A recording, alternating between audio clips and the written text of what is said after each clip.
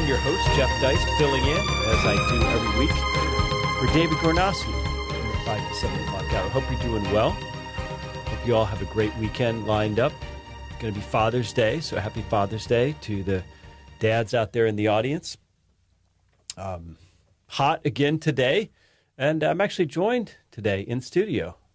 I'm not going to call you my intern, Connor. Connor Mortell is here. You're my research assistant this summer. Very important job. So thanks for joining us.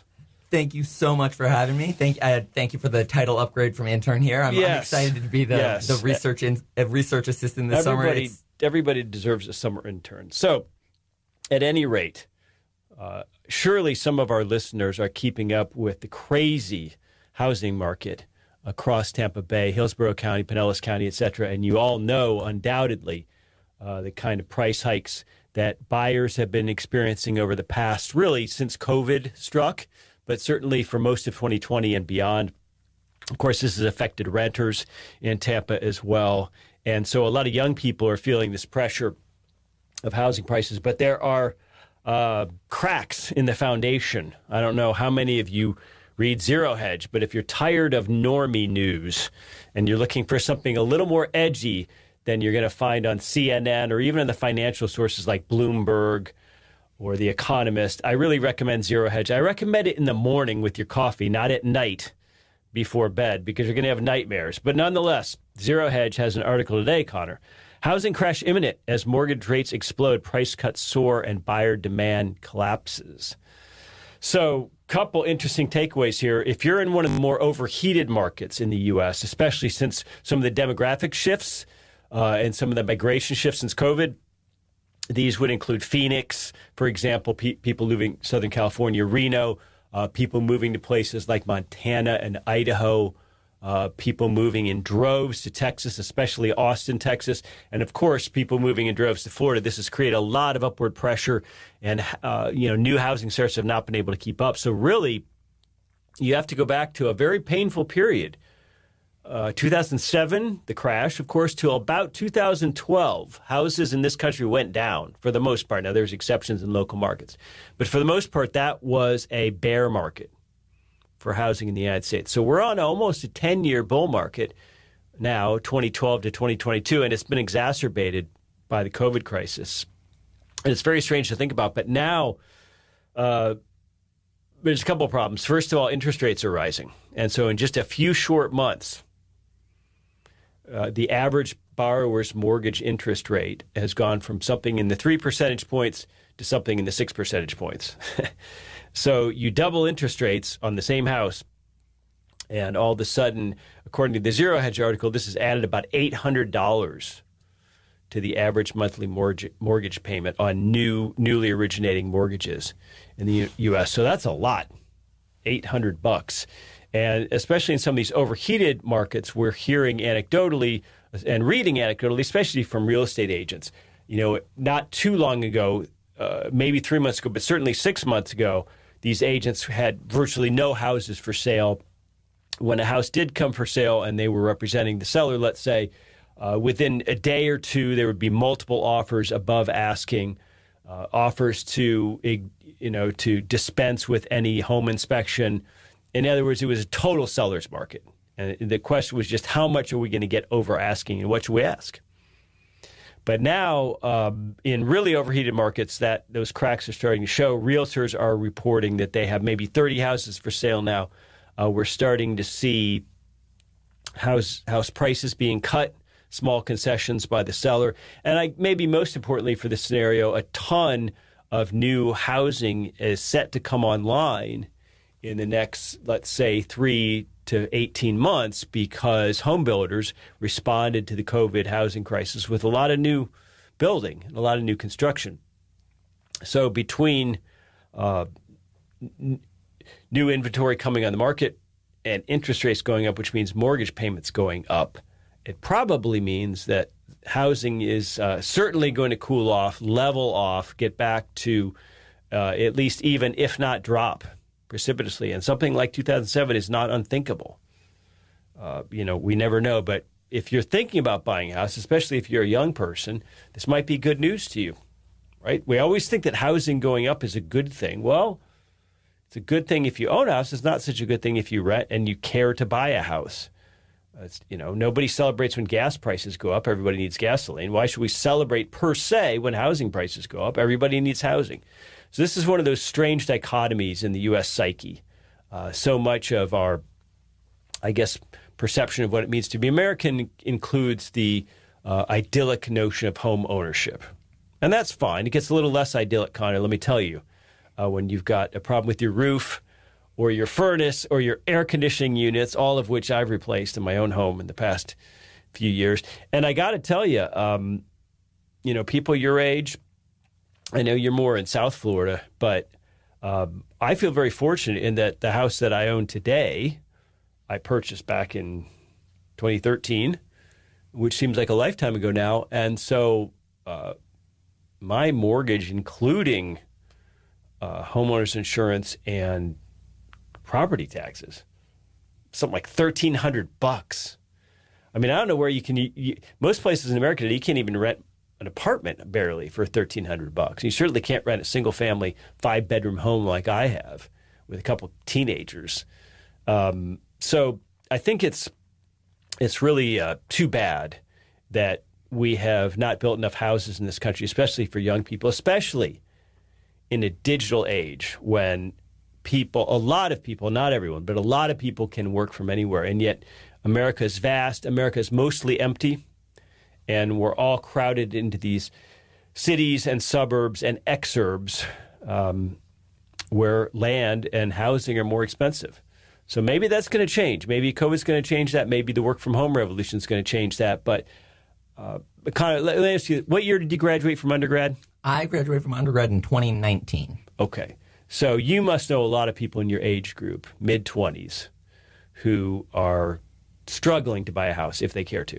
Oh, absolutely. A lot of my friends from college got married and tried to start families young, and that's a huge problem they're facing because it's a struggle to buy a house and do that.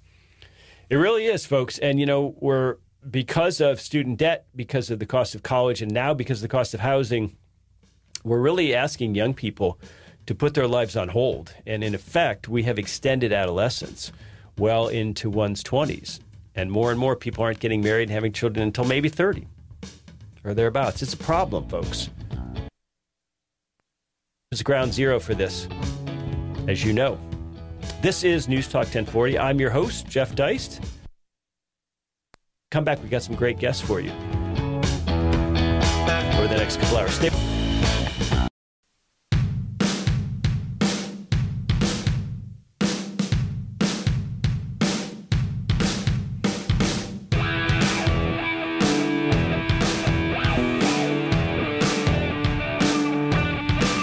Good afternoon, everybody. Welcome back to the show. I'm your host, Jeff Deist, and we are talking about housing inflation, among other types, which we're experiencing in this country, and, of course, consumer price inflation on the basics, especially for most people, gas and groceries, which are highly visible in our day-to-day lives, are really a cause for concern. And there's now a new statistic out, Connor, that the average family of four is spending about $400 more a month on net basics as a result of the inflation to date this year. So you put that in a blender times 12 months, that's almost $5,000 a year that people are going to have to find. Wow, that's something else. Yes, $5,000 is part-time job, for example. It could be 10 hours a week or something. And I will say this, I have a bit of an older car. I wouldn't call my car vintage. My car is about 16 years old. It's a beautiful Mercedes sedan, but I bought it aged. And today I spent $88 to fill it up, which I guess I should consider myself lucky, because if I had a Ford F-150 or something, I guess that would be $150 or something these days. But it's a concern. And you just wonder about people who live closer to the bone, minimum wage workers, people with more than one job, people in the service industry. Boy, oh boy. I mean, would you say that, you're a college-educated guy. You're presumably on a career track. Would you say most 20-somethings you know, for example, have roommates? Yeah, absolutely. I wouldn't even doubt that for a second. Yeah. And that's okay, if, in fact, that was because they were saving for a home or because they were still going to school and taking their time rather than getting debt and this and that. But I fear it's just simply that they have roommates and they're still paying $1,500 a month or something and not saving money. So this is a pickle. And I guess what worries me is that all of this engenders intergenerational unpleasantness. You know what I mean? Because I'm kind of stuck in the middle. You're a millennial, I'm Gen X, and then baby boomers, many of whom live across the Tampa Bay area in this listening audience. Baby boomers in general have far higher net worths. They bought their house in the 70s, 80s, 90s, so it's either paid for or, it's a very small mortgage. It costs a lot less. When they did go to college, they were able to go very cheaply back in, let's say, the 1970s. They were able to attend, especially State University, at very low cost. In general, the competition for to become a doctor, a lawyer, accountant, teacher, what we think of sort of mainstay professions, was less fierce then than it is today. The competition to get into college, especially elite Ivy League universities, today you got to have extracurriculars and you have to have a 4.5 average with AP courses and you have to have, done some sort of community service and be an athlete, musician, whatever. I mean, it's really hard to get into Ivy League colleges, for example, today. And so, one of the terrible things that I think an inflationary policy does to younger people is it makes it impossible for them to save and to get ahead, and in many cases even to launch, to get started. So what's happening here is that I think young people are delaying adulthood in a sense. In other words, you continue to live a college lifestyle with roommates, without much savings, with maybe not a professional job, and eating pizza and going out and that sort of thing for longer than you might. So I guess what I'm trying to say is that inflation disproportionately hurts younger people because they are generally lower income, lower net worth, and they spend a larger percentage of their income on basics like rent and food and gas. But it also has a cultural impact in that it sort of delays adulthood. Now, am I being unfair? I don't think you're being unfair at all. In fact, I'll throw my own self under the bus. Oh, no. I live in one of those HGTV tiny houses because it's the only thing I can afford at this point in my life, and that feels like putting myself back in a dorm and delaying my own adulthood. Mm-hmm. I'm sure it's happening across the board. Mm-hmm. But I don't think it's your fault in this sense that I think the baby boomer generation especially rode a post-World War II wave of growth and prosperity. That doesn't mean there weren't recessions and hard times along the way. The 1970s, for example, were a very rough decade in terms of what they then called stagflation, which might be a term that comes back, folks, in the near future. That's when the economy itself is shrinking. Economic growth measured by GDP is decreasing, but prices are still going up and inflating. So it's harder to get a job. It's harder to get a raise or a higher wage, but your costs are increasing. And so that's sort of the worst of both worlds, what we think of as a deflationary environment for labor, but an inflationary environment for prices. So we certainly hope that doesn't happen. But man, oh man, here's the difference. Here's one of the key differences, and this really goes unremarked, I think, today. That one of the key differences between the kind of inflation we're seeing now, parents and grandparents experienced in the 1970s, is that yes, there were sometimes double-digit price increases year over year in certain items, and overall inflation in some of those years in the 70s, absolutely, CPI-type inflation absolutely hit 7 or 10%, double digits. But at the same time, you could go get a simple checking account or savings account, a simple CD at the bank, and let's say mortgage interest rates got up above 15% in the late 70s, early 80s. But at the same time, a saver, as opposed to a borrower, could go to the bank, put money in there, and get 18% in interest. So today we have prices rising rapidly. The federal government admits to about 8% year-over-year annual CPI. It's actually much higher if we were to go back and calculate inflation as we used to in the 1970s. A lot of commentators have discussed this, depending on how you weight things and what you focus on in the basket of consumer prices items that the federal government looks at, you can sort of make inflation look better or worse, depending on, and they always want to make it look better, by the way, because that's a political thing. But let's just say that inflation is indeed 8% and only 8%, like the federal government claims. Well, the problem is you can only get maybe 1% on a CD right now. I mean, if you get a longer term one, you might get 1.5 or 2. So the delta between the two, if you get 2% on a CD and real inflation is 8%, you're minus 6 a year on your money. So that's the big in the 1970s. Back then, you could save money and get paid to save money. That's what capital accumulation is all about. You put your money into a bank, that bank's allowed to lend it out, and as a result, you get paid interest. And so, the baby boomer generation, which for people like you represents your grandparents, for people like me represents parents, if they were just thrifty and hardworking, now that's simple. It's not easy. Two different things, but it was simple. If they simply brought in more money than they spent and put some money aside through simple compounding interest, they could put away for their retirement without having to go out there and chase yields. I need to invest in Bitcoin. I need to go buy Tesla. I need to spend half the day reading some financial newsletter with the latest FANG stock tips so that I can just keep up with inflation, much less get ahead of inflation. They didn't have to do that. They didn't have to consider themselves, financial gurus on their E-Trade account. They could just save money. And I think we've lost that in America. In many ways, saving is for chumps.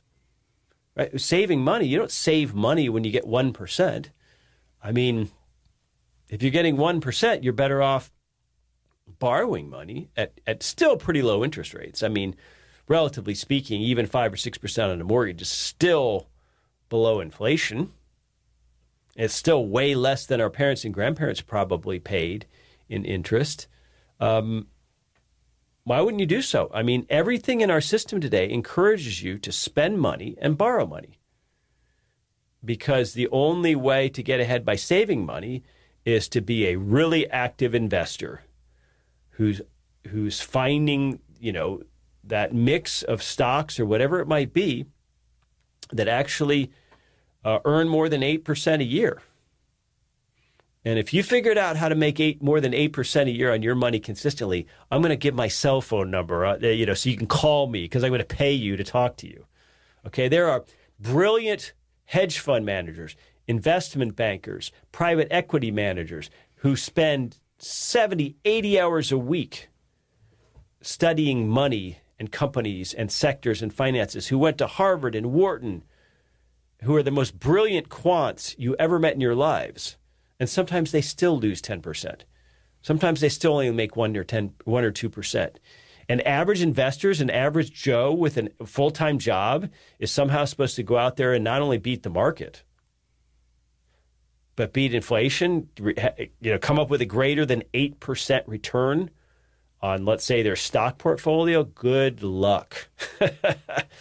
Good luck. So it's very, very tough times for savers. And I think that saving is really what the fact that we had a lot of industry here, a lot of productivity, a lot of vitality and dynamism, and a lot of wealthy people were able to invest capital into all kinds of labor saving and productivity increasing factories and devices. And then, of course, more recently, tech and software in the digital world. And that's what's made us rich, folks, is people saving more than they spend. In other words, we accumulate capital not just within our lifetimes, but generationally across time.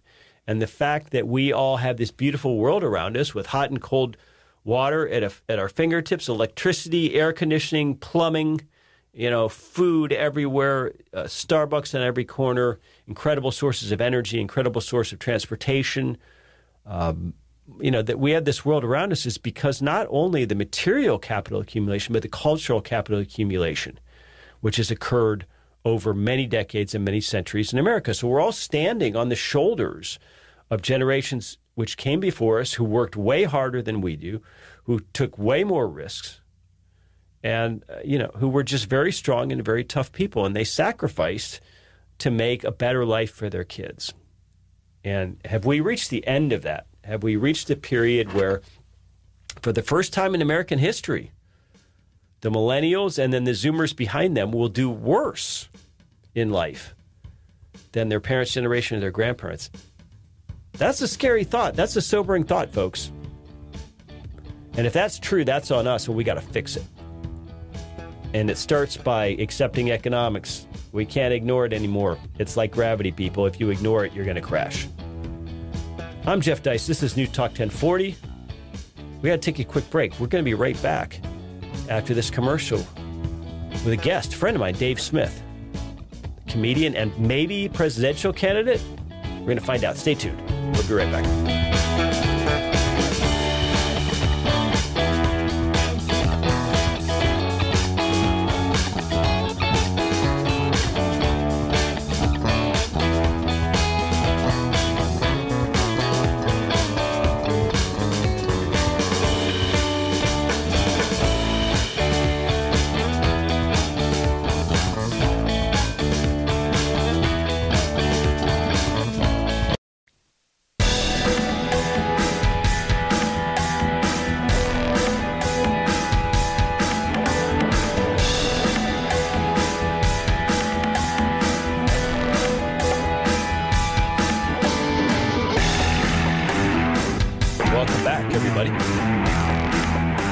This is News Talk 1040, WHBO. I'm your host on Friday afternoons, Jeff Deist. I have my research assistant, Connor Mortell, with me. Connor, during the break, I was very pleased to discover that I'm not as old as your dad. Your dad's 2 years older than me. Man, that makes me feel better. But we're joined by a good friend of mine, comic Dave Smith, who may, in fact, be something more than just a comic, but a political candidate. We're going to grill him on that a little bit. Dave, how the hell are you? Doing good, Jeff. Always good to be with you. Hey, I wanted to get your impressions. First of all, you probably heard the news today that the UK Home Secretary, Priti Patel, has announced that the UK is prepared, in fact, to extradite Julian Assange. Now, apparently he has about 2 weeks to appeal this through the legal system in the UK, but it looks more or less like he is going to come to the U.S. and face espionage charges. This absolutely makes me sick to my stomach, but I wanted to hear your take. Yeah, well, I'm pretty inclined to agree with you on that. I mean, they've really already, in a sense, murdered this man. I mean, he'll never be the same no matter what were to happen now. He's been driven, it seems like, over the brink of insanity. I mean, I would consider it to be, kind of tortured to insanity for the crime of doing actual journalism. Like what you'd really want, genuine journalism, to be exposing the most heinous crimes of the most powerful people. And the fact that they've done so much to this guy, and they still want more. There's still this thirst to punish him more.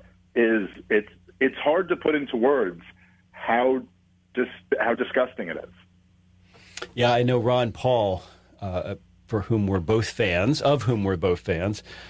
said something to the effect that, it's not criminal to tell the American people what your own government's doing, right? I mean, when did we get this idea that that's somehow an illegal act? Right. Well, and I know I'm not the first to make this point, of course, but it is worth repeating that, there is absolutely no desire, no political will amongst the political class, amongst the media class, to have any interest in the war crimes that he reported on. There's no interest in punishing anybody for that. Yet we will punish the guy who blew the whistle on war crimes. If that doesn't show you how sick and backward the powerful elite who run this country, where their sense of morals are, I don't know what would.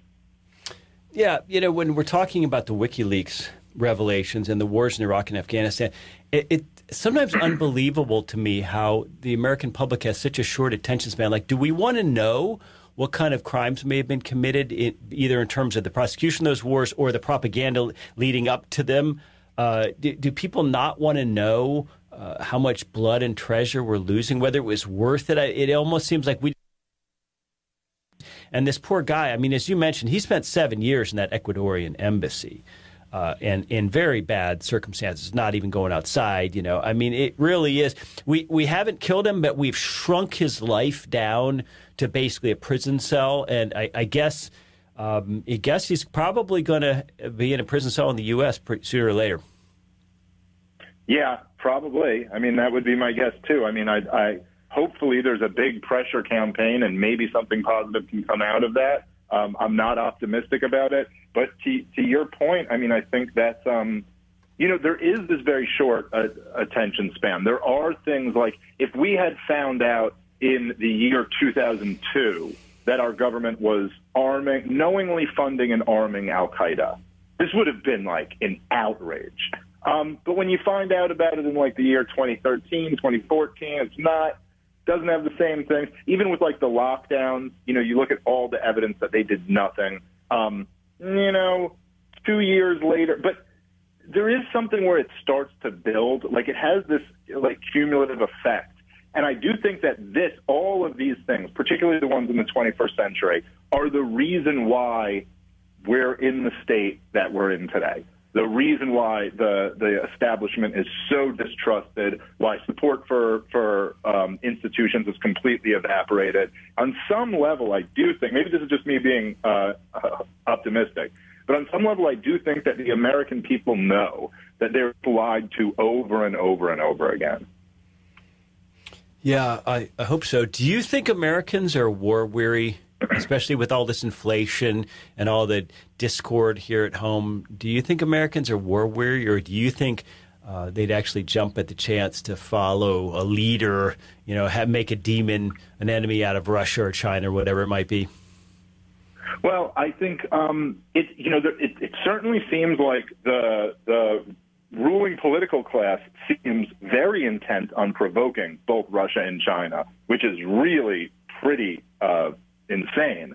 I don't see how you would get America into a big war right now, short of if we were attacked, which perhaps they could provoke them into attacking us, and then maybe you would have the popular support to get into a war. But if you think about just look at George W. Bush's approval ratings after 9/11. He was enormously popular. If you look at Obama's approval ratings when he first came in, he was enormously popular. Those guys were able to get America into wars. And I don't think someone like could you picture Joe Biden leading the country into a major war and getting popular support behind it? I just kind of can't imagine it. As people here are struggling so much, as the political class is so despised and so not trusted, I have a tough time seeing. So that's kind of, to me, a silver lining. I think it would be very hard for them to do something like the war in Iraq tomorrow. Yeah, I agree. I think it feels that way. But I also think that neoconservatives have coalesced now around the Democratic Party. In other words, this atavistic, insatiable desire to not just control us here at home, but to control the whole world. It seems to change shape, but it never goes away completely. Yeah, well, I agree with that, and I also think, unfortunately, the Republican Party, even the kind of Trumpist element of the Republican Party, is not as good on this stuff as we'd like to believe sometimes. When I remember when Trump had, the Soleimani, the highest-ranking Iranian, military guy killed. Seeing a lot of people who were like America First Trump supporter types going all in. Yeah, we got to teach these Iranians a lesson, and having no understanding that you're like, this is a nation that poses absolutely no threat to your country, that has never done anything to your country, that would just be another one of the, it would be, and substantially worse than Iraq, because it's a much bigger, more formidable opponent. And they were just like so quickly drawn into that. So, you never know what can happen. And the American people have been known to fall for war propaganda in the past, so it's possible. Yeah, I think that at least for the foreseeable future, things are going to turn a little bit more inward, especially with the inflation we're seeing with the midterms coming up. It feels like, I'll just say this, Dave. My own personal standards for an acceptable politician have fallen to an all-time low. In other words, when people say, well, where is so-and-so on this issue, or what's their policy for this? At this point, all I want is, let's say, in politics, from the mayor all the way up to the president, is how about just people who don't hate my guts? It's like Lenin, whom. I mean, that's all I want, Dave. No, it's true. You look at this DeSantis guy. You're like, yeah, this DeSantis guy's pretty good. You're like, well, what do you like? Well, he doesn't hate my guts, and he didn't lock me in my home. So that's pretty cool. Or I guess he did lock me in my home, but only like for a few weeks, What a great leader. Yeah. Well, there's so much to this, and there's really an intergenerational element. I know that you're a dad of a couple of very young children, under 5, right? Right. That's really got to be the focus, I think, is we have to start thinking in terms of the long term, not just survival, but prosperity of the United States and everything about our politics. We just have a minute or so before the break, but everything about our politics, this so-called democratic system of ours, Dave, it just encourages such short-term thinking and kicking the can down the road. At some point, we got to deal with these wars. We got to deal with this debt. We got to deal with the dollar. We got to deal with this Leviathan state. I mean, I think people sense it's all just too much now.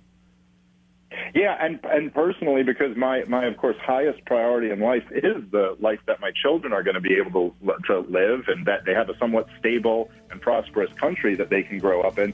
I'd like to see us deal with some of this pain sooner rather than later. I'd rather it fall, on me than fall on my kids. And I do think that's the essence of the biggest problem in this country right now, is that there's we haven't instilled in the current culture that we need to be thinking about what we're passing on to the next generation. We've received an awful lot because men and women worked tirelessly, worked their fingers to the bones in brutal conditions that we've never had to deal with. That's why we have so much of what we have today. That's why we have everything that we have today.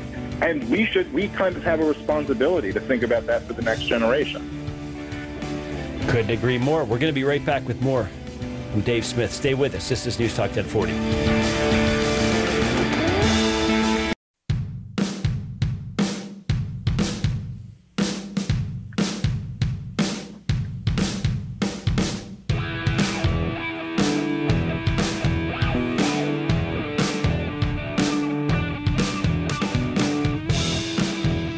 We're back, everybody.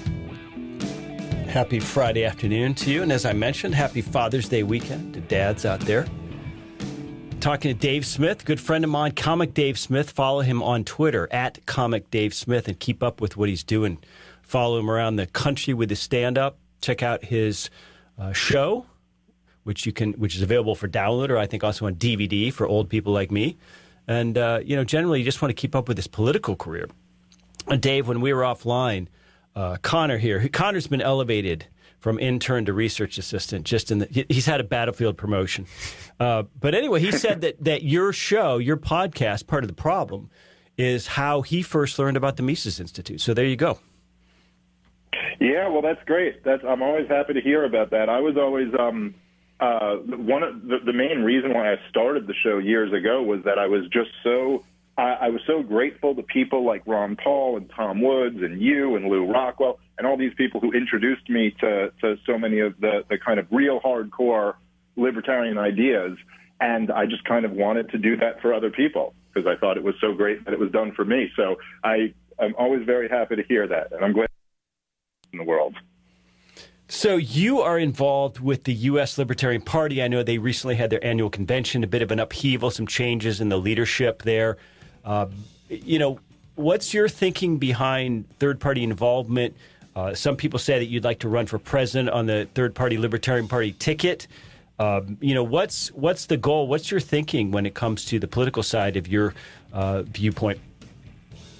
Well, I mean, basically, I'm a child of the Ron Paul revolution. I was one of the many, the probably hundreds of thousands of young people at the time, not so young anymore, but at the time I was, who were introduced to the ideas of liberty and who got kind of galvanized behind Ron Paul's presidential campaigns.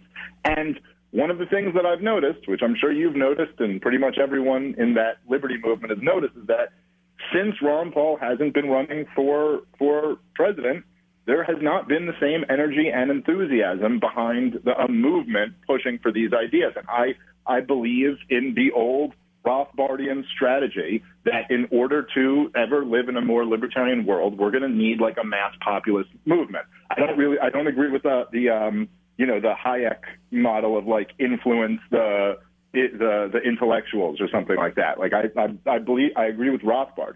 And so from my experience, I go, well, the only way this ever happens is when it's attached to a political campaign, which is somewhat unfortunate because I don't really like politics. But I think that's the reality of the situation. And I've already seen that with what we've been doing, taking over the Libertarian Party, is just generates an enthusiasm that you don't have outside of that. I mean, look, Ron Paul, if you go listen to the Liberty Report with Ron Paul and Daniel McAdams, he's still saying all of the great stuff that he always said. He's still right about everything, but it's just because it's not attached to a political movement, it doesn't have this energy. So that's kind of where my interest in this sparked. And then there were just these awful people who were running the Libertarian Party, and they started attacking Ron Paul and you and Tom Woods and basically all of my heroes. And to me, that was just like that was intolerable. And so I decided with another group of people to go overthrow them and take the control of the Libertarian Party. And so that's what we've done. And the idea here is to try to recreate the Ron Paul energy, which I think no matter what solution there might be, and I'm kind of open to all of them, I think there's a lot of merit to the strategy of like geographic relocation. I like people moving to Florida, moving to New Hampshire, whatever it might be. I love the idea of pulling your kids out of school and homeschooling them. That's what I plan on doing. I think that's what anyone who can do that should do. I think we should, but whatever one of these strategies we're going to use, or even the political strategy, going in whatever party it may be. I think if we want to live in a more libertarian world, we're going to need a lot more libertarian people. And so that's what I try to do is grow our movement as much as we can and grow the... Well, Dave, you're already an honorary Floridian at this point, aren't you? I mean, come on, it's called winter. That is true. The question is, I'm a New York Jew, so it's in my blood to eventually end up in Florida. you get an automatic passport. But right. Here's the thing. I think naysayers or critics are going to look at this the wrong way. You're looking at this as an educational awakening thing. They're going to look at it as in terms of the blocking and tackling behind the political reality. They're going to say, well, gee whiz, Dave, third parties don't fare very well in the U.S. We don't have a parliamentary system, which makes it harder to have single-issue coalitions amongst multiple parties. You got the D's and the R's are basically the two sides, the Crips and the Bloods, the Mafia, and, so some people say, oh, you're just going to take votes away from Biden. The other people, oh, you're just going to take votes away from Trump. You're going to get this. Mm-hmm. Oh, yeah, no, of course. I mean, look, when it comes to the presidential candidates, I don't really care about taking votes away from anybody. I mean, I'm not that old. I'm 39. I'm going to be 40 next year. And I've already, in my lifetime, lived through the Republicans taking over and, isn't everything going to be that much better? And, I don't know how many times I could keep playing that game, at least on a presidential level. I mean, like, Donald Trump was supposed to be a rebuke of this entire system, and his last year in office, 2020, was the worst year in modern American history. Now, I'm not saying that's all Trump's fault. It was certainly a lot of his enemies, but either way, that's the result of getting a Republican in as president. Now, I do have a different feeling about the anti-COVID regime, Republican governors, stuff like that. That I would be concerned to get a Democrat elected there. But look, I mean, uncharted territory right now in the United States of America. And the way I look at it is like, well, what are we supposed to do? I mean, what are we supposed to do? Are we supposed to just sit here? Look, both of the two parties, you're right, they have the game completely rigged. But they've also both committed, in effect, treason against the American people. And at some point, somebody's got to just tell the truth. And to me, that's like what Ron Paul was all about. It was like, well, I'm just going to stand up here and tell the truth. He wasn't really playing a political game. He was playing an ideas game. And that's the realm that I'm in as well. Well, I agree. They have committed treason against the American people. And for COVID and a lot of other things, the financial crisis of 2007, people ought to be in jail. Anthony Fauci ought to be in jail. A lot of people ought to be in jail. But, when it comes to your running, imagine this scenario. The Democrats figure out that either Joe Biden's too old and his polling's going down, or something actually physically happens to his health, and he's not the nominee in 2024. It's not unthinkable that it could be Trump versus Hillary. I mean, try that on for size. Can you imagine that? That's people are going to need a third option if that's the case. Yeah, and now it would, things have drastically changed over the last year. By the way, I agree with you. That is not beyond the scope of what could plausibly happen. And I think that the dynamics have changed a lot. Not only has the entire system been discredited even more than it was in 2016 after the entire COVID regime and all of this craziness. There's also, you have way more people who just don't believe in the political system at all. The majority of Republicans don't even believe this government is legitimate. And of course, I'm over here telling you that no government is legitimate. But at the same time, when Ron Paul was running for president, the biggest impediment that he had was that he would get blacked out. And they just wouldn't talk about it. Ron Paul would be drawing 10,000 people to a speech. They just wouldn't cover it. This is what Jon Stewart made fun of famously on his show, how they whatever the graphic was, they were like, Mitt Romney's in first place, knocking Michelle Bachmann down to third. They just don't mention that Ron Paul's in second. But there's a whole new game now. I mean, I don't need to really hope that CNN will let me get 2 minutes of speaking time somewhere, because I can go on Joe Rogan's show, who gets 20 times the views CNN does, and talk for 3 hours. You can go on Tim Pool's show and talk for 3 hours. And those are just two examples. I mean, there's a ton more of them. I mean, Michael Malice's show is getting more views than a daytime MSNBC show is getting. And, and I have a pretty big platform of my own. So now we have this opportunity where we can speak to a large audience. And again, I'm not in the game of winning over 50% plus one of the American population. We're in the game of trying to go from being the 1 or 2% of Americans who are sane and understand what's going on, to taking that to being 10, 15% that can really influence the way, at least certain geographic areas in this country go. So I think there's an enormous potential right now. Folks, I don't care if you're a Democrat or Republican. You got to check out Dave Smith at Comic Dave Smith on Twitter. And Dave's right. 10 or 15% of America, that's 30, 40 million people. That's bigger than a lot of European countries. We got to do something, folks, because the two parties as constituted are not going to cut it. They're not going to do anything for us. And I'm not saying politics is the only avenue to changing or improving America. Far from it. But we got to start somewhere. I love Dave. He's a great friend. If he does run for president, he'll have my support for sure. So thanks to Dave for joining us. The music indicates we got to take a break. This is News Talk 1040 across Tampa and Central Florida. We're going to be right back with more. And in the next hour, we're going to have another friend, Scott Horton, join us to talk about what's going on in Ukraine and how much of your money is headed that way while you're paying $5 for gas. Folks, stay with us. I'm Jeff Deist. We'll be back after these 40.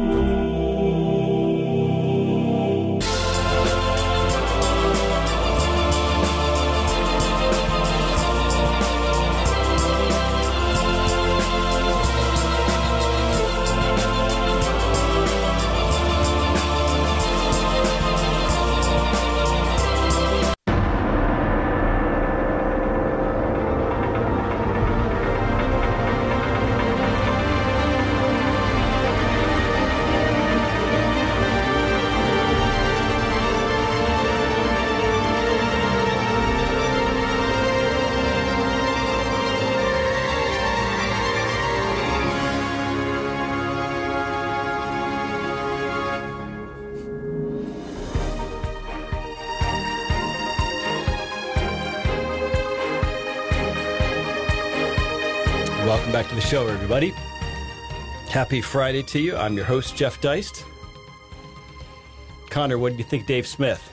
Oh, that was a dream come true for me. He's been a longtime hero of mine, so that was an absolute blast. Yeah, he's an interesting guy. And again, folks, you know, we all talk about how frustrated we are with the current system, with the politicians, with the media, with higher education, with corporate America, with woke, whatever it might be. But we have to act. And even if it's just small steps like consuming independent media, supporting $5 a month, the occasional an independent journalist via Substack or something to get to, you know, turning off CNN and checking out, you know, new ideas and new thinkers like Dave Smith. You don't have to vote for him. You don't have to be a libertarian. I think we just have to realize that the current system isn't working. And how about this new Kamala Harris task force to create a new classification of federal lawsuit when people are mean to you online? I'm sure nothing could go wrong with that. When I heard that ad play a minute ago, I didn't even know how to react. That's when she said this is progress, I almost lost it. Mm-hmm. Well, it is progress because they're going to be effectively policing political orthodoxy, right? Because we all know when it comes to the nastiness online, Twitter, wherever it might be, we all know that these kind of lawsuits are going to be in one direction. They're going to be aimed at those mean conservatives. And frankly, if we look at this January 6th investigation happening in Congress, and Connor, they're doing their damnedest to make January 6th a thing, like a 9/11 or something. And the American people are just utterly uninterested. That's so funny. But nonetheless, there's a serious... they're trying to criminalize dissent. They're trying to say that certain kinds of protests are not acceptable. Certain kinds of candidates are not acceptable. They tried to get Marjorie Taylor Greene removed from running for Congress. What they're really trying to do, if you look at the 14th Amendment, Section 3 of that, prohibits from basically engage in insurrection against the United States. So that's what they're trying to do. They're trying to preemptively knock Donald Trump out of the 2024 presidential race. They want to disqualify him and, you know, or at least damage him politically enough to say he was a criminal. He incited a riot. He engaged in a conspiracy. All these insane things that, for example, Professor Lawrence Tribe is saying. Insane things that are just totally beyond anything Trump did. He tried to have Mike Pence killed. I mean, these are just crazy false things. And if you check out the legal blogger and commentator Jonathan Turley, who teaches at George Washington University School of Law up in D.C., he has a blog, Jonathan Turley. He's been a guest on the show. And he blogs about how crazy Lawrence Tribe is in going on the talking head shows on cable and alleging these criminal actions by Trump. So we have to understand, and I don't really want Trump to run again. I think it's very important that Trump happened. I think it's very important that both the Bush and Clinton crime families were derailed in their that Hillary Clinton was not able to become president. And so I think Donald Trump did a lot of good in that sense, in that limited sense. He wasn't a very good president. He didn't follow through on a lot of things he said he was going to do. And he was very susceptible to flattery. He surrounded himself with some bad people. And as a result, he really tripped himself up and you know, utterly failed to drain the swamp or do a lot of things he said he was going to do. And so I don't want him to run for president again. I think he would lose worse. Who knows if he actually lost some of these contested states? That's a separate question. But nonetheless, I think he would lose worse this time. I think his shtick or his persona on Twitter and otherwise, he's not on Twitter now, but I think that's worn thin with people. And I'd much rather see someone like a Ron DeSantis run as a Republican. But nonetheless, the Democrats very much do not want Donald Trump to run. They very, very much fear the populist uprising, which I wouldn't say that he created or engendered, I would ways, but he certainly personifies it. He's a symbol of it. No question about that. And so they, you know, it's not so much that they fear him or his political skills, which I think he proved to be a bit lacking. Ron DeSantis has far more discipline, for example, far more strategic long-term thinking. I mean, DeSantis is a smart guy and not as blustery and driven by vanity or narcissism as Trump. So in every way, really a better candidate. But nonetheless, you know, they do fear Trump and they want to not just make sure he's not president. That's not enough for these sadistic progressives, Connor. They need his entire movement and the people who voted for Trump, who dared to vote for Trump over Hillary. They need them vanquished utterly. They need to say that is beyond the bounds of democracy. They talk about democracy all day long, but they're happy to limit the actual democratic choices some people might make, because it turns out that when you just let people vote and count them up, a lot of people, like 80 million people, affirmatively choose or chose Donald Trump, and they cannot live with that. And ever since that guy won, the left in this country has been engaged in a psychological coping mechanism, a meltdown, because there's no way in their brains that he could have won, and he did win. And so they have to come up with all these ideas that somehow this was not, this, democracy is threatened. The Russians did it. He engaged in insurrection, all these things. And at the end of the day, folks, I'm telling you, I don't care what your political stripe is, you should be worried about this, because they are trying to effectively criminalize a certain line of thought, a certain political narrative, a certain political viewpoint. If they can do it to the Trumpers, put him in jail for 2 years for milling around in the Capitol building, they haven't seen a trial in 2 years. If they can do that to Trumpers, they can do it to you. Don't kid yourself. Yeah, we were talking about the extradition stuff going on today earlier, and WikiLeaks actually came out with something kind of about this, where they had said, we talk all big game about threats to democracy, but that when there's a real threat to democracy, they ignore it. It's just these other things that they build into these threats to democracy. Yeah, I mean, the threat to democracy is the federal administrative agencies. I mean, you can call it the deep state. That sounds conspiratorial. It's not deep. It's right in front of our noses, folks. Presidents come and go. Administrations come and go. Members of Congress come and go. Supreme Court justices come and go. You know who doesn't come and go?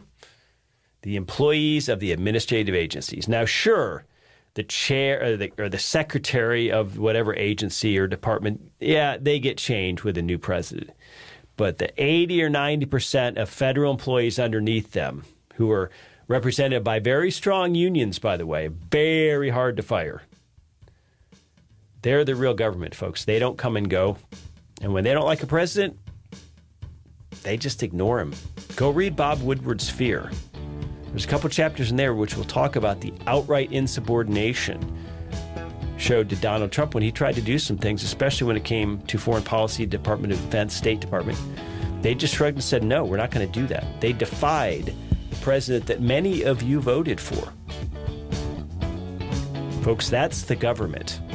That's the deep state. That is as undemocratic, anti-democratic as it gets. We got to take a quick break. This is News Talk 1040. I'm Jeff Deist. We're going to be back with a great guest, Scott Horton. He's got a new book coming out. He's a foreign policy expert. You don't want to miss this. Stay tuned.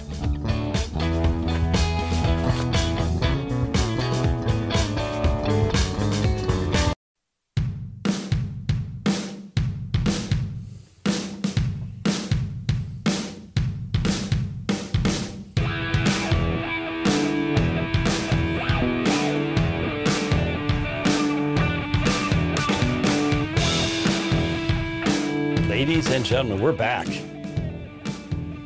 This is News Talk 1040. I'm Jeff Deist, and really happy to be joined by an extraordinary guest, an old friend of mine, as a matter of fact, Mr. Scott Horton. Scott, how are you? I'm doing great, Jeff. How are you, sir? Hey, we've heard some brinksmanship of late by some neoconservative voices talking about even the possibility of use, the nuclear weapon or nuclear exchange with Putin wouldn't necessarily be the worst thing in the world. And I know that you have a new book. You're a prolific writer, a new book coming out called Hotter Than the Sun, Time to Abolish Nuclear Weapons. So first and foremost, let's get the skinny on this new book. Yeah, well, it's actually a really good deal. As you know, I've been an interview host for many years. I got 5,700-something interviews now. And so what happened was one of the fans and supporters of my show just emailed me one day and said, look what I did. And it's 300 pages worth of interview transcripts that I've done with different experts over the last 15 years or so about nuclear weapons and all different aspects of it. So, and And then, we embellished it a little bit since then. So it is a book of transcripts, but I'm telling you, I've read through it a couple times now, and it's really good. And it's the whole first section is about the threat of nuclear war between, first of all, kind of an overview of nuclear weapons in the world, then the threat of nuclear war between America and China, America and Russia, between India and Pakistan, that kind of thing. Then the second section is all about the nuclear rogue states. So Syria, North Korea, Iran, Iraq, Israel, and supposedly Iran, of course, we deal with at length. And then the next section is about the nuking of Hiroshima and Nagasaki in World War II and all the implications from that. And then at the end is all the nuclear activists who are working hard to abolish nuclear weapons in the world, from protesters to the highest level kind of activists working to really get them abolished. Do you think the situation with Putin in Ukraine has brought this issue back to the fore a little bit? In other words, after the Cold War ended, a lot of Americans sort of fell away from worrying about nuclear weapons. Maybe that's back. Yeah, well, I mean, people should be thinking about it because the threat has not gone away. And, the biggest danger really, Jeff, I think, is miscalculation. And what you see, all through history, whether we're talking about nuclear weapons or not, is you see people in charge of militaries and states making assumptions about what the other side thinks about what it is that they're doing, and they make very bad assumptions. And I think miscalculation and misunderstanding is the most likely thing to lead to nuclear war, and especially in circumstances where we have we're fighting a proxy war right on Russia's western border. And so I think it is, at this moment, we don't seem to be spiraling toward ultimate catastrophe necessarily, but I think it is fair to compare this moment with the early 1980s and the height of brinksmanship in the early Reagan years, or even the Cuban Missile Crisis era in 1962 under Jack Kennedy, or a real buildup of threat and all the thermonuclear tests in the Eisenhower years. It's a really dangerous time. And, Pat Buchanan, who is a hardcore Cold Warrior, speechwriter for Nixon and Reagan, and avowed Republican and hardcore anti-communist, he said, listen, in the Cold War, we drew the line halfway across Germany at the Elbe River. And we said, you Reds better not try to come into West Germany, or we will go to nuclear war. We swear we will not let you invade West Germany, which there was no real threat. It was overblown anyway, but still, that was the line. Now we've moved the line 1,200 miles to the east, right to Russia's border, and their most important or second most important sort of subordinate state there, Ukraine, maybe second most after Belarus in terms of importance to Russia.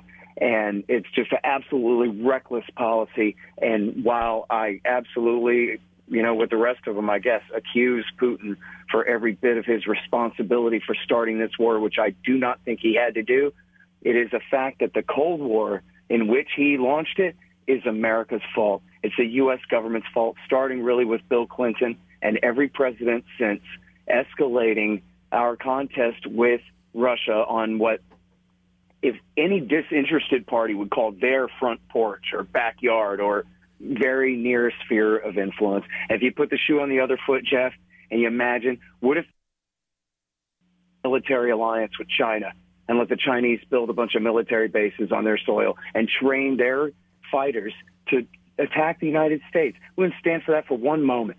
Or if the Russians were overthrowing the government in Ottawa because the wrong guys kept winning the elections. So instead, they installed a pro-Russian junta and started threatening to kick us out of our naval bases in Alaska, attacking the rebels in British Columbia who refused to submit to the rule of the new coup d'etat junta. What would America do in that situation? The answer is we'd go to war.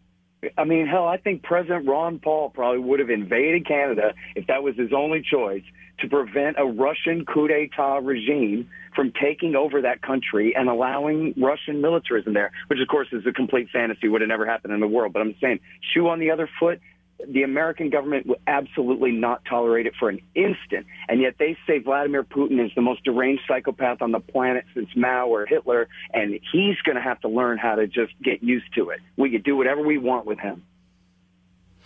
Do you think the situation in Ukraine has revitalized the neoconservative wing here? And they're both parties, but I think they're coalescing right now around the Democrats. Yes, absolutely. And I mean, it's just a horror show to read the New York Times, Jeff, where they talk about, this is actually not even a real neocon. It's Barack Obama's guy, Ben Rhodes, the guy that coined the term, the blob, for the foreign policy establishment himself, sounded just like all the rest of them, saying Russia's action here now vindicates our moral authority. And, roughly paraphrasing here, never mind Iraq War II and Afghanistan and Libya and Syria and Yemen and all of the absolute disasters and the 2 million killed and the 10 trillion spent and the 30,000 American GIs who killed themselves since then. Forget all of that. Now it's like Rambo 3 all over again. Now we're on the side of the insurgents fighting the evil empire. And so it's like going to church on Sunday and praying forgiveness for your trespasses, and now we can start all over again. And it's just incredible to read, and you can read it in the Post, the Times, and the Journal, right? The three most important newspapers. You can read all the government officials essentially talking like that now we are redeemed because of the blatant evil aggression of Vladimir Putin. Let's talk about the U.S. support short of actual military involvement. We already sent $13 billion in military aid to Ukraine early this year. Apparently, there's a new $40 billion package going. And, of course, a lot of people have pointed out, commentators, from mainstream guys all the way to Doug Casey, that with Ukraine basically cut off from the Black Sea and the Sea of Azov, that means that their exports, particularly when it comes to wheat and fertilizer, so we can grow wheat in the United States. What we need is fertilizer, though, to grow it. You put all this aid in and then talk about higher wheat prices and much higher fertilizer prices, especially at a time when Americans are feeling, to put it mildly, Scott, earlier in the show we were talking about inflation. Please tell me there's a political downside to Joe Biden and the House and the Senate for sending money to Ukraine at this point.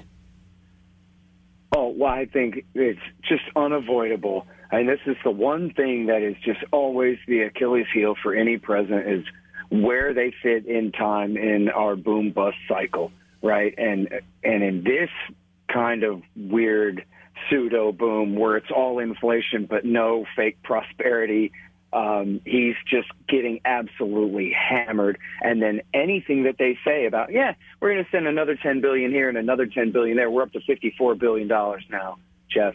Going to this proxy war that we know of, I guess not including CIA budgets and stuff.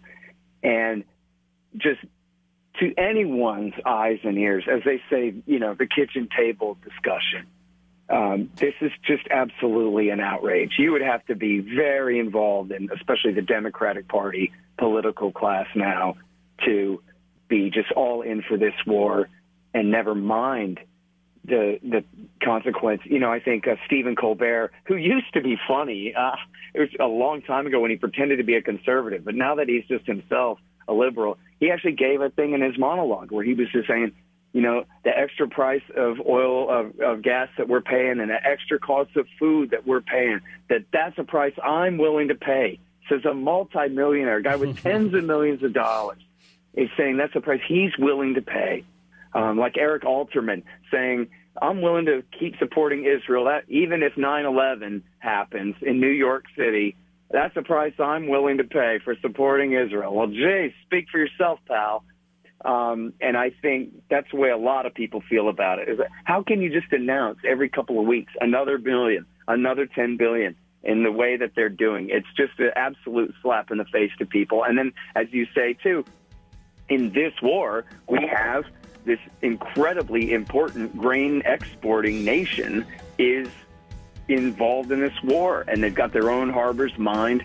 I was talking with Colonel McGregor earlier today, and he was explaining how the Turks are trying to intervene diplomatically to get the ports demined so that Ukrainian grain can get to market, especially in the global south where people are poorer and where, supply lines are tighter. And when people go hungry, the effects take hold, that much worse.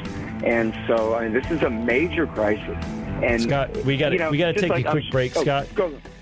We got to take a quick break, but when we come back, I want to talk more about this because this is really going to impact Africa and poorer parts of the country. We'll be right back after this break. We're talking to the great Scott Horton. Stay with us.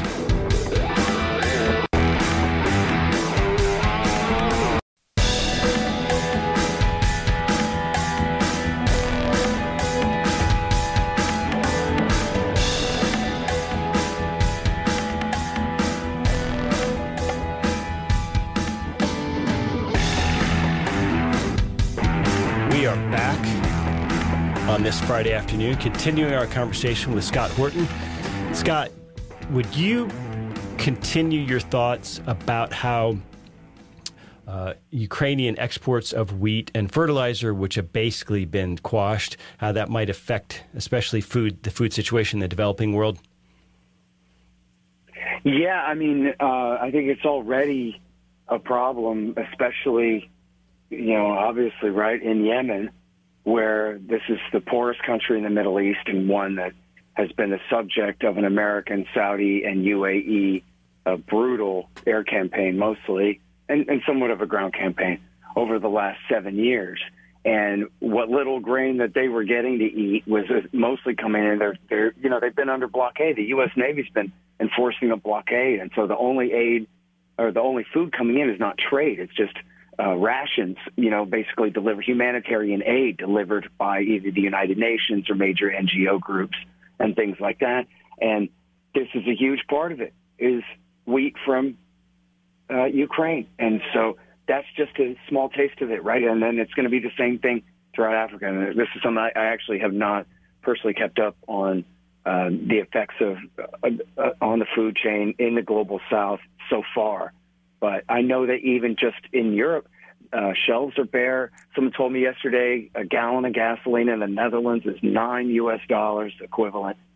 And so, they're having economic repercussions like crazy, all over. And, we're just coming out of, obviously you're, as president of Mises Institute, the world's expert on this boom-bust cycle. I think if I understand the situation right, you correct me if I go off the story here, Jeff, but it seems like we were pretty much due for a bust after the post-Bush housing crash of 2008. They built this huge new bubble with all this QE, and it lasted through all of Obama and 4 years of Trump, and we were due for a crash. But then they forced it into this crazy Great Depression in the name of the lockdown. And then they did that QE thing all over again with this massive blast of new money to come in and just completely disrupted. It's the boom bust is an artificial thing anyway, I guess, is what I'm trying to say. But then they just made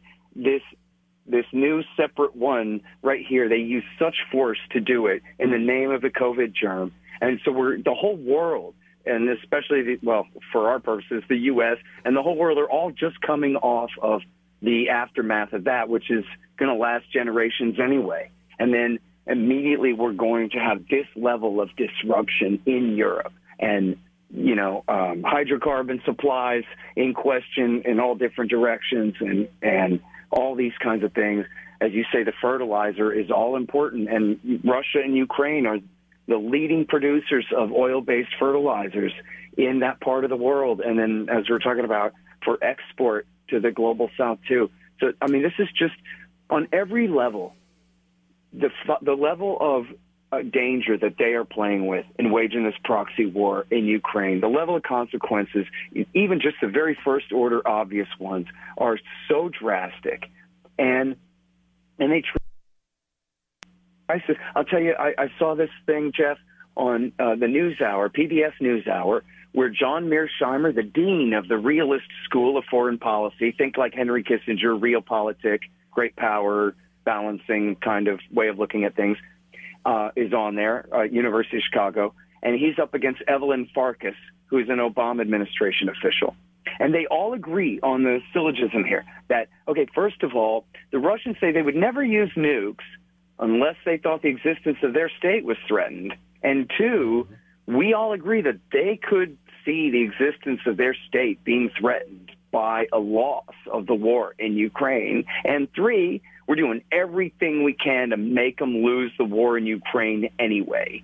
And Mearsheimer says this is absolutely insane. He says during the Cuban Missile Crisis, we negotiated. What is this? This is the most reckless thing. And Evelyn Farkas says, nah, don't worry, it's fine. They won't use nukes, and it won't come to that because I say so. And, you know, they'll probably signal to us before they use nukes. But you know what? The president of Russia, Vladimir Putin, his foreign minister, Sergei Lavrov, and his defense minister and deputy defense minister have all said this could turn to nukes. You guys need to back down and back off and stay out of our conflict here because this could lead to nuclear weapons. Well, Evelyn Farkas still doesn't see that as a signal. And her and obviously the people in the Biden government who she's sort of speaking for there, they look at it like this is a perfectly reasonable game to play. And I think, you know, frankly, again, I mean, Mearsheimer, a much more reasonable gentleman than me, made the direct comparison to the Cuban Missile Crisis and said, you know, Jack Kennedy, no matter all the pressure, all the hawks breathing down his neck, he sent his little brother, the Attorney General, to make a secret deal with Khrushchev to prevent conflict. We don't want to fight a war in Cuba if it threatens Armageddon for the planet and the destruction of our entire civilization. Forget Cuba. You can have it. And, you know, and we just, that kind of wisdom is gone, replaced by essentially just comic book childish craziness. And Anthony Blinken, I guess, is the one calling the shots here, Jeff. So place your bets.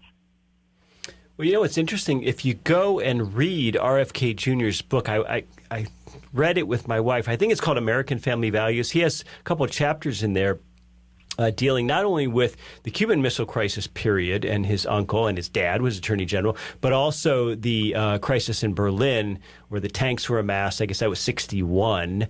And in both instances, you know, thank God for RFK, because all of the people around JFK in his own Pentagon, his own State Department, his own military joint chiefs, his own CIA, you know, not only were they basically telling him to use nuclear weapons to strike, but when he was expressing doubts and reserve, I mean, they were actively working to undermine him. And the parallels between that period and what Rex Tillerson and some of these other people did with Trump are very, very pronounced.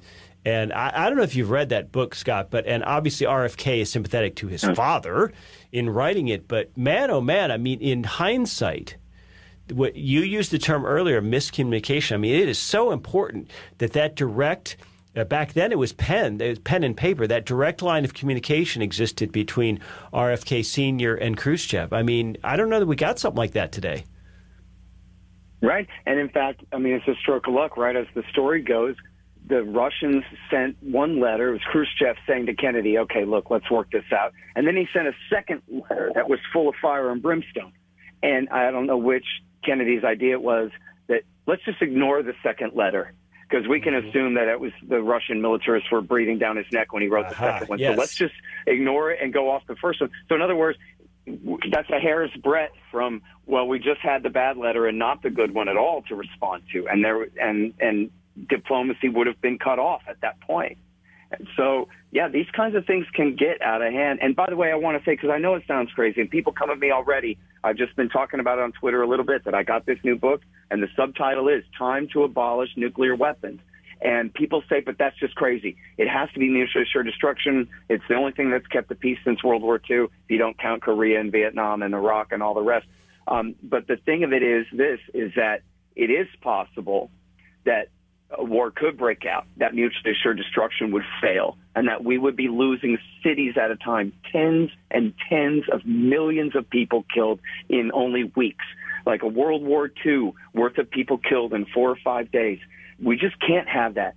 And think about it for the long term. Is this how our human civilization is going to last for the next 700,000 years. We're all going to hold H-bombs at each other's head from now on, or we're going to have to figure out a better way to proceed. And as I'm sure you're well aware, but your listeners may not be, Jeff, is that Ronald Reagan and Mikhail Gorbachev in 1986 at Reykjavik, Iceland, came one hair away from agreeing to dismantle all of America and the Soviet Union's nukes. And it sounds crazy, but the plan would be to reduce them down to about 200 or 300 each, just like everybody else has, essentially. China, Britain, France, Israel, and India and Pakistan have a little bit less, and North Korea less. But we would reduce down to where everybody had essentially parity, and then America and Russia would use our influence to lean on our allies that we are all doing this together. And we would just have IAEA inspections like we already have to make sure nobody's diverting nuclear material. And no, it's not foolproof. It's 1940s technology. You can't uninvent it. But as Murray Rothbard, the great libertarian thinker, wrote, nuclear weapons essentially cannot be used discriminately. They can only be used in a way that murders innocent people. And so therefore, as he put it, nuclear disarmament should be our highest political goal. And frankly, the only reason Reagan did not make that deal is because Richard Pearl and the Hawks convinced him that, no, you promised the American people you're going to build this magical laser missile shield Star Wars program, which is, of course, a complete fantasy, and it's a missile shield anyway.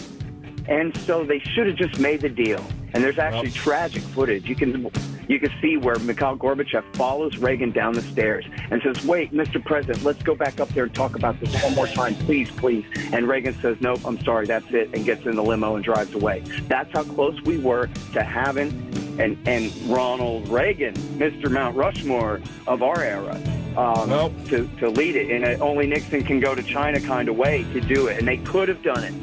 And he and his successor, George H.W. Bush, did reduce nuclear weapons down from a height of 70,000 on both sides down to now only 14,000 in the world, which is far too many. But they did get rid of tens and tens and tens of thousands of these devices. So it is possible to do. Scott, we got to go. Thank you for your time. Ladies and gentlemen, follow him at Scott Horton Show, all one word, on Twitter. Check out his new book. I'm sure it'll be on Amazon, but you can find it via his Twitter. Thank you, Scott. We got to take a break. This is News Talk 1040. I'm Jeff Deist. We'll be right back after these messages.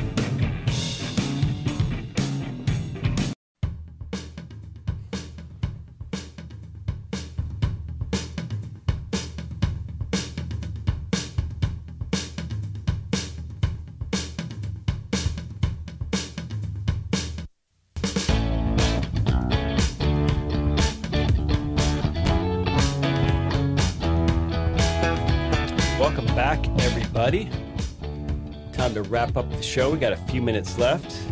Hope you were interested in what Scott Horton had to say. You don't have to agree with him on everything. Fascinating guy, and about as knowledgeable as anybody on the planet when it comes to U.S. foreign policy and our various wars over the years. And that was really something. Connor, he brought up the Reykjavik summit between Reagan and Gorbachev. I just got back from Iceland. I was just there on vacation last week, and I saw a little place in Reykjavik. And where they met, it was kind of nondescript. And he mentioned $9 gas somewhere in Europe. I think he said the Netherlands. I had to kind of laugh because we did the math on gas in Reykjavik. Because first of all, it's priced in kroner, so you got to convert kroner to dollars. And then you got to convert liters to gallons. But it's more like 10. It's more like 10 in Reykjavik. You know, Reykjavik before you come to some water. So you need a boat anyway. You need a diesel boat. But it's just interesting to the extent to which, given the problems in America with the debt, with the dollar, inflation, with deficits, with federal spending. I mean, we're, not this past year, but the year before that, the real COVID year, 2020, Congress basically spent twice what it took in federal taxes. From all sources, income taxes, corporate income, levies, excises, et cetera. So, we reduced that deficit a little bit in the second COVID year. But, I mean, you look at the spending problem that Congress has, and then you look at the future, all the entitlement promises we have over the coming decades. Now, the over 65 population, which is, of course, where Social Security and Medicare goes, is set to double by 2050. So if you do the math, and an economist named Kotlikoff at Princeton has done the math.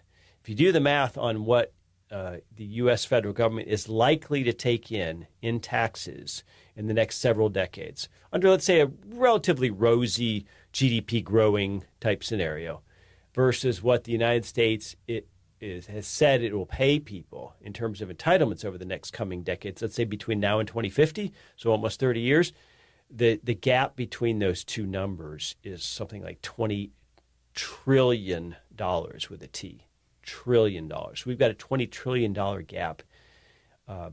And so you look at this and you say, how is the United States government still seeing itself as the policeman of the world, to project power everywhere, to be the world's policeman? And now, after the fall of the former Soviet Union, to see ourselves as the single power in the world, a unipolar world where everyone has to fall in line with Western-style social democracy.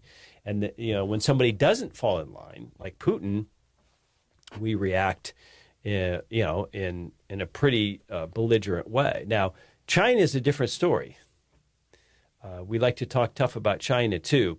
We like to talk tough about Taiwan and Tibet. But nonetheless, the wars we've had over the last 20 years in Afghanistan and Iraq, China's not Afghanistan or Iraq, to put it mildly. So we shall see. But it just strikes me that when you look at the situation Scott Horton describes with Ukraine, a small territorial skirmish between Russia and Ukraine, and the possibility of that pulling us into a larger conflagration. I mean, it really seems to me, Connor, like our political class is totally divorced from reality. I mean, I don't know what these people are thinking when they just sent $40 billion more to Ukraine. I mean, where do they imagine this money's coming from? It's coming from you, ultimately. Yeah, absolutely. I mean, it's $40 billion. Most of us can't even really imagine what that number is. And they take it from us and throw it away like candy. And then, none of us know where that's actually coming from. None of us, that money's not there. We can't afford that, and they're throwing it away.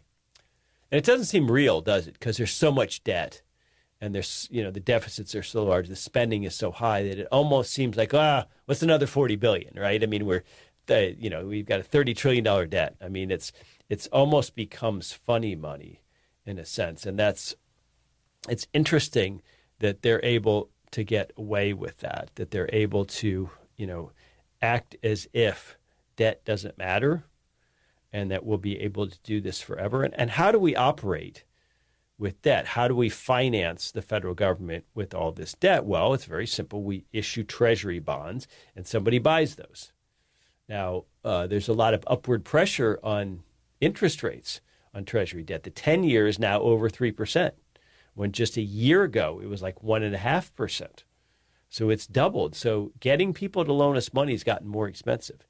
And here's the kicker, Connor, is that the whole world knows, or at least ought to think, based on what the Fed has done, especially since the 2007 crash, is that if there's not a real happy, healthy market for treasuries out there among, foreign banks, institutional investors, foreign governments, big pension funds, school endowments, whatever it is, if that market to buy treasuries ever falters, the Fed's there to buy them. Commercial banks, I think, believe in their hearts that if we hold treasuries and things go south, the Fed will always buy them from us. We'll never be left holding them. And so, call me crazy. I don't call that a free market. Whatever that is, whatever that system is of basically monetizing debt, of the Fed buying up treasury debt in a circular manner, whatever you call that, I personally don't call that capitalism. Yeah, I just read Henry Hazlitt's book, Time Will Run Back, where he writes about kind of like a fiction story about the development of capitalism. And one of his chapters is literally the protagonist waking up out of a coma and seeing what they've done to his capitalism. And one of the things they've done is kind of inflate the money supply and do exactly what you're describing here. And he comes out of his coma just outraged because it's not capitalism anymore. Yeah.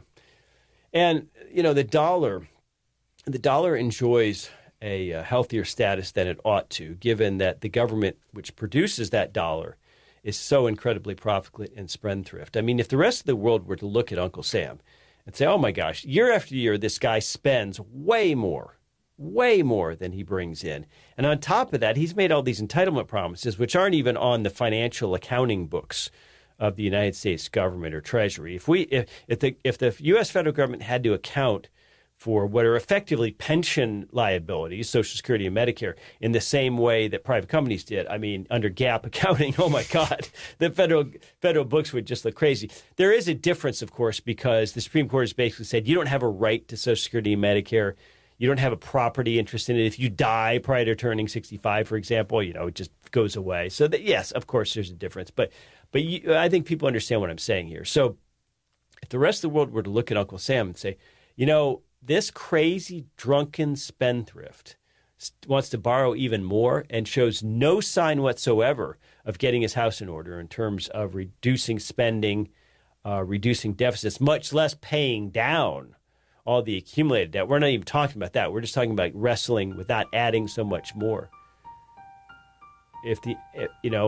Under market conditions, if the average foreign creditor looked at it, they'd say, man, if I'm going to loan this guy money, Uncle Sam, I want 20% interest. I want junk bond rates. This is a high credit risk. I'm going to take a haircut if I'm not careful. So I need to be compensated for my risk. This is a bad debtor with bad credit. Well, they haven't done that so far. It's worked so far. It's basically been working since 1971, when, as a lot of our listeners will recall or know, Richard Nixon severed any last connection between the U.S. dollar and gold so that Congress and the Treasury could just produce dollars at will. Nobody was coming to demand their gold in exchange for those dollars. So we've kept it going 50 years, folks. I have a very strong sense that we cannot keep it going another 50. Nor would we want to, because I have kids. A lot of you listening have kids, want to have kids, maybe have grandkids.